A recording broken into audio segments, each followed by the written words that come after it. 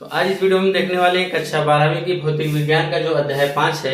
तो अध्याय 5 का 9वां क्वेश्चन है, ठीक है। तो एनसीईआरटी की बुक से अगर आप देखेंगे तो उसमें 5.9 करके क्वेश्चन दिया गया है, ठीक है। तो यह क्वेश्चन क्या है, जरा इसको पढ़ लेते हैं। पहले कहा कि एक वृत्ताकार कुंडली जिसमें 16 फेरे हैं। कोई एक वृत्ताकार कुंडली है, मान लीजिए कोई एक वृत्ताकार कुंडली है और उसमें टोटल कितने फेरे हैं, 16 फेरे इस प्रकार से, ठीक है। फिर कहा है जिसकी त्रिज्या 10 सेंटीमीटर है, और इस कुंडली की त्रिज्या की अगर हम बात करें यहां से यहां तक, इसको हम त्रिज्या बोलते हैं, वो भी कितना दे रखा है, 10 सेंटीमीटर दे रखा है। कहा है उसमें 0.75 एम्पियर धारा प्रवाहित हो रही है, और ये जो कुंडली है इसमें हम धारा की बात करते हैं, जिसको हम आई से व्यक्त करते हैं, वह कितना दिया, 0.75 एम्पियर दिया हुआ है।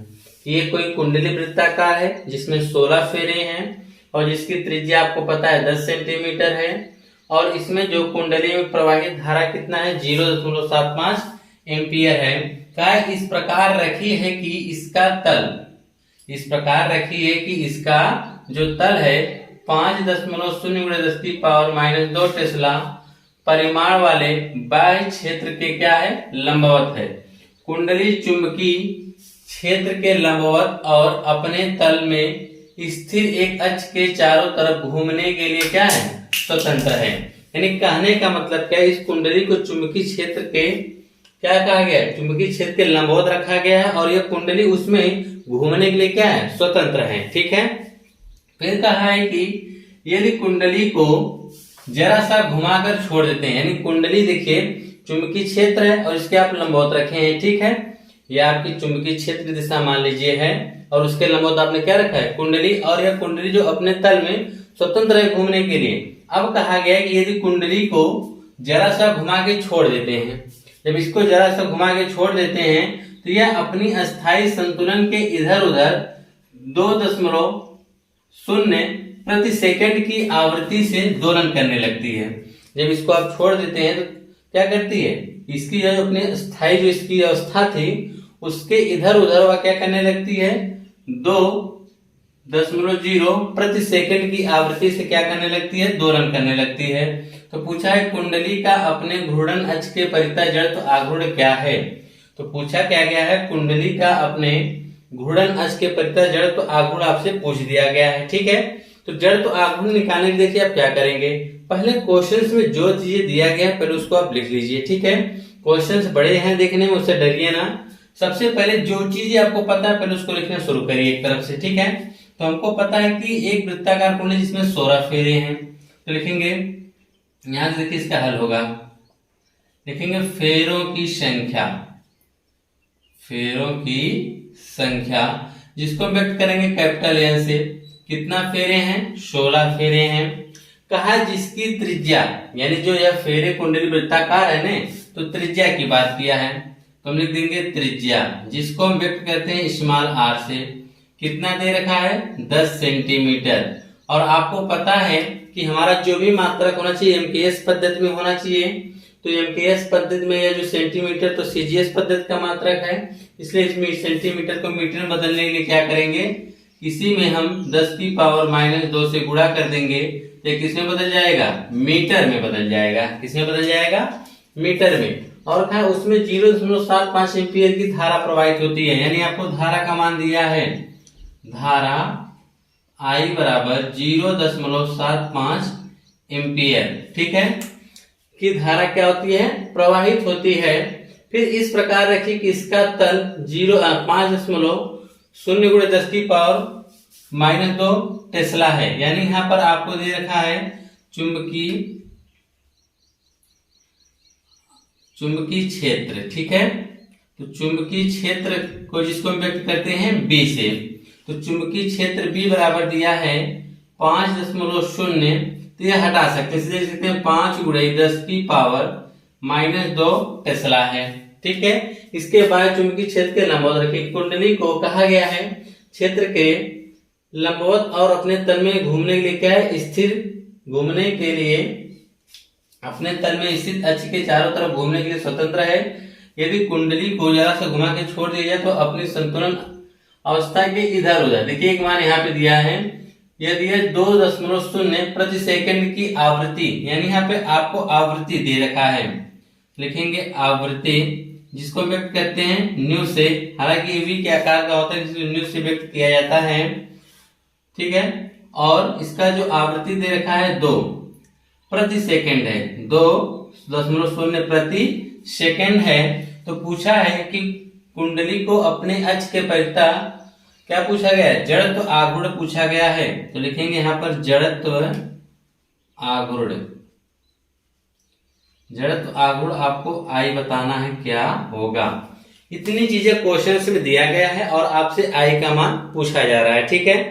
अब आप कैसे निकालेंगे उसके लिए देखिए आपको फार्मूले पते होने चाहिए, ठीक है। जब तक आपको फार्मूला नहीं पता होगा तब तक आप क्वेश्चंस को हल नहीं कर पाएंगे, ठीक है। तो आइए देखते हैं कौन सा फार्मूला इसमें लगेगा। तो आप लोग जानते हैं एक टी बराबर 2 पाई अंडर रूट आई बटा एम बी, ठीक है। क्या हो जाएगा, टी बराबर 2 पाई आई करड़ी में आई बटा एम बी, ठीक है। तो यहाँ पे आई आपका जड़ तो आघूर्ण हो गया, ठीक है। यहाँ पे बी आपका क्या चुंबकीय क्षेत्र हो गया। तो इसकी सहायता से हम क्या करेंगे, यहाँ पर यार आई का निकालने के लिए देखिए आई हम क्या करेंगे, यहाँ पर करड़ी में है, करड़ी को खत्म करने के लिए हम दोनों पक्षों का वर्ग कर देते हैं। जब वर्ग करेंगे तो यह हो जाएगा टी स्क्वायर, टी यानी आपका आवर्तकाल है, आवर्तकाल से हम लोग क्या करते हैं आवृत्ति निकाल सकते हैं। तो टी स्क्वायर बराबर यहाँ पर देखिए क्या है, 2 का वर्ग करेंगे तो 4, इधर या पाई स्क्वायर करेंगे तो पाई हो जाएगा, गुणे करड़ी खत्म हो जाएगी तो हो जाएगा आई बटा एम बी। तो यहाँ पर आपको देखिए आई का मान चाहिए ना, इसलिए आप सबको पक्षांतर कर दीजिए। तो यहाँ पे हो जाएगा टी स्क्वायर गुणे एम बी बटा में देखिए आ जाएगा 4 पाई स्क्वायर, क्या आ जाएगा बटा में आ जाएगा 4 पाई स्क्वायर बराबर में क्या आ जाएगा आई। अब इसके बाद देखिए क्या करना है आपको, आई यानी आवर्तकाल तो पता नहीं है लेकिन आपको पता है आवृत्ति, क्या पता है आवृत्ति। और आप जानते हैं कि टी बराबर क्या होता है 1 बटा न्यू हो जाएगा, टी बराबर क्या होगा 1 बटा न्यू, यानी आवर्तकाल बराबर आप लोग जानते हैं कि आवर्तकाल बराबर क्या होता है 1 बटा आवृत्ति होती है। आवर्तकाल नहीं पता लेकिन हमको आवृत्ति पता है ना, तो आवर्तकाल की जगह हम क्या रख सकते हैं आवृत्ति रख सकते हैं।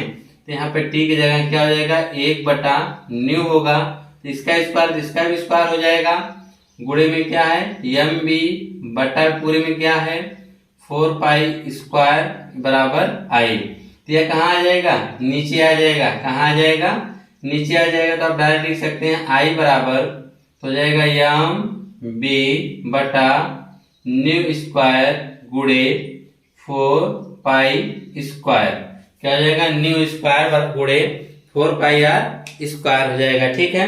अब उसके बाद देखिए क्या कहा है कि यहाँ पर यम का तो मान दिया नहीं है लेकिन यह चुंबकीय आघूर्ण है। तो चुंबकीय आघूर्ण यम बराबर आप जानते हैं क्या होता है, क्या होता है यम बराबर होता है एन आई ए, क्या होता है यम बराबर एन आई ए में इंटू बी फिर क्या है बी है बटा न्यू स्क्वायर गुणे 4 पाई आर स्क्वायर, क्या हो जाएगा 4 पाई सॉरी आर नहीं 4 पाई स्क्वायर हो जाएगा। और आप चाहते यहाँ पे लिख सकते हैं जहां एम बराबर क्या होता है जड़ चुंबकीय आघूर्ण है, तो क्या हो जाएगा एन आई ए। तो हम सबके मान को रख सकते हैं क्योंकि हमको एन का भी मान पता है, ठीक है, हमको आई का भी मान पता है। ए जो है यह वृत्ताकार कुंडली उसका क्षेत्रफल का सूत्र क्या होता है पाई आर स्क्वायर हो जाएगा, ठीक है। और यहाँ पे बी का भी मान पता है, आवृत्ति का भी मान पता है, तो चलिए उसको भी हम लिख लेते हैं। तो यहाँ पर हम लिखेंगे आई बराबर एन इंटू आई गुणे ए जो क्या है वृत्ताकार कुंडली है उसका क्षेत्रफल, तो वृत्त का क्षेत्रफल क्या होता है पाई आर स्क्वायर गुणे में क्या है बी बटा न्यू स्क्वायर गुणे 4 पाई आर स्क्वायर। आप चाहे यहाँ पे लिख सकते हैं कि जहां ए बराबर हमने क्या रखा है पाई आर स्क्वायर, कहा जहां, ठीक है, इस प्रकार से लिख दीजिए जहां, इसके बराबर हमने यह मान रखा है, ठीक है, ताकि आपको पता रहे कि इसके बराबर यह फार्मूला होता है, ठीक है। यह साइड में होना चाहिए ऐसे, इसे थोड़ा दूरी पर लिखिएगा, जहां a बराबर पाई आर स्क्वायर। ठीक है, यहाँ भी इसको थोड़ा सा दूरी कर दीजिए, इससे नहीं तो मालूम होगा उसी की गुणा में लिखा गया है। ठीक है, अब हम क्या करेंगे तो देखेंगे यहाँ पे 2 पाई है ना, पाई आर स्क्वायर मतलब कितनी पाई है, 2 पाई है, तो हम इस प्रकार से लिख सकते हैं 4 गुणे पाई लिख सकते हैं कि नहीं, तो 1 पाई से 1 पाई क्या होगा, कट जाएगा। अब हम सभी मानों को पुटअप करते हैं, तो यहाँ पे देखिए n का मान कितना दिया गया है 16 गुणे आई, तो आई का मान देखिए दिया गया 0.75 गुणे। अब यहाँ पे देखिए पाई तो कट चुका है, सिर्फ आर बचा है, वो भी आर का स्क्वायर देखिए इसके यहाँ जब हल कर दें, यहाँ पे देखिए जब इसको आप हल करेंगे तो यह 10 की पावर +1 में है और यह 10 की पावर -2 में, जब हल करेंगे तो क्या आएगा -1, यानी 10 की पावर -1 आएगा। देखिए 10 की पावर है एक प्लस में और यह माइनस में है, तो जोड़ेंगे तो एक में से 2 घटाएंगे क्या आएगा -1, तो हम लिख सकते हैं इसे 10 की पावर -1 मीटर। तो यहाँ पे लिख सकते हैं 10 की पावर -1 मीटर। तो आर स्क्वायर से इस चीज को 2 बार लिखेंगे, तो 10 की पावर -1। ठीक है, अब गुणे में बी, तो बी का मान देखिए यहाँ पे दिया गया है 5 गुणे 10 की पावर -2 और पूरे के बटा में दिया है न्यू स्क्वायर का मान कितना है, दिया है 2 प्रति सेकेंड, 2.0 प्रति सेकेंड यानी 2 रख सकते हैं, तो 2 गुणे 2 हो जाएगा, गुणे में 4 हो जाएगा, गुणे पाई तो एक तो कट गया है, 1 पाई बचा, तो इसका मान क्या रख देते हैं 22/7 रख देते हैं। ठीक है, अब उसके बाद देखिए इसको हल करना है, कैसे हल करेंगे तो आप ध्यान से देखिएगा, 2 दूना 4, 4 चौके 16, 2 दूना 4 चौके 16, इससे पूरा कट गया।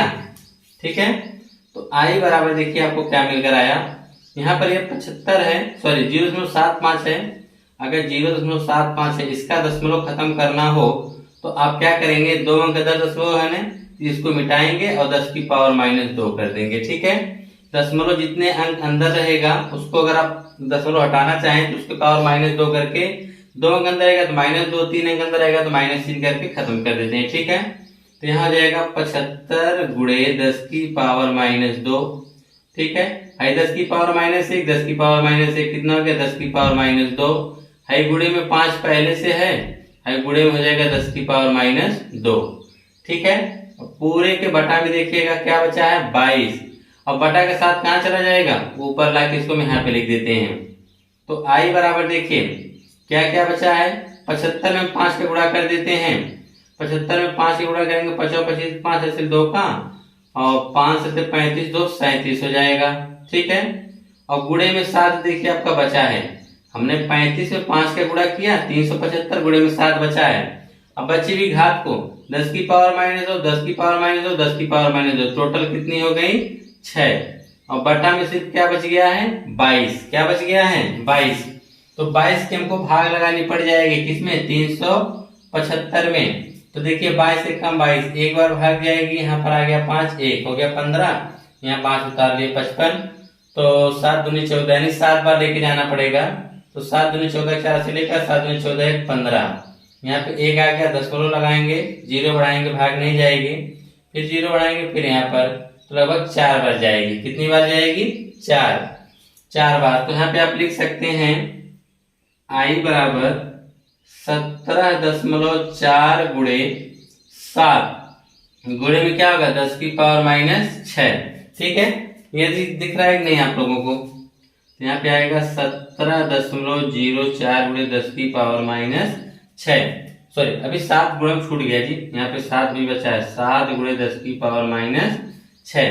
अभी इसमें हमको 7 का गुणा भी करना है। ठीक है, तो इसको हम मिटा के यहाँ पे हम गुणा करके लिख देते हैं। ठीक है, आप लोग इसको नोट कर लीजिएगा। ठीक है, हम इसको यहाँ पे मिटा के लिख दे रहे हैं। चलिए देखिए, अब 7 का हम गुणा करेंगे इसमें, तो 7 गुणा करेंगे 7 चौक 28 हो जाएगा, फिर दशमलव लगा है और यह हो जाएगा 17 7 119।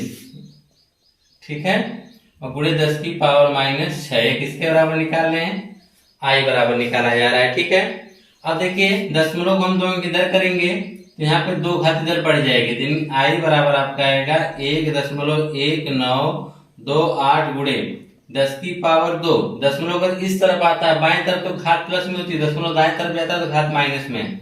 तो हमने एक दो को उठा दिए, 10 की पावर 2 हो गया और एक गुणे 10 की पावर -6। तो आई बराबर हम देखेंगे 1.1928 गुणे 2 में से अगर आप 6 घटाएंगे घात से तो क्या आएगा -4 आ जाएगा। अब देखिए इसके बगल में, एक के बगल में 9 यानी 19 है, इसका मतलब किसके नजदीक है, 20 के। तो निकटतम मान हम आई बराबर लिख देंगे 1.2। ये 19 को हम क्या लिख देंगे 20 लिखेंगे, लेकिन जीरो कोई मतलब नहीं, इसलिए हम क्या कहेंगे 1.2 गुणे 10 की पावर -4। ये जड़त्व आघूर्ण है, तो जड़त्व आघूर्ण का मात्रक होता है किलोग्राम मीटर स्क्वायर। क्या होता है, किलोग्राम मीटर स्क्वायर। तो इस प्रकार से ये आपके प्रश्नावली 5 का या 5.9 था। बाकी इसके और भी क्वेश्चंस हैं जो कि हम आपको एक एक करके अगले वीडियो में बता देंगे। धन्यवाद।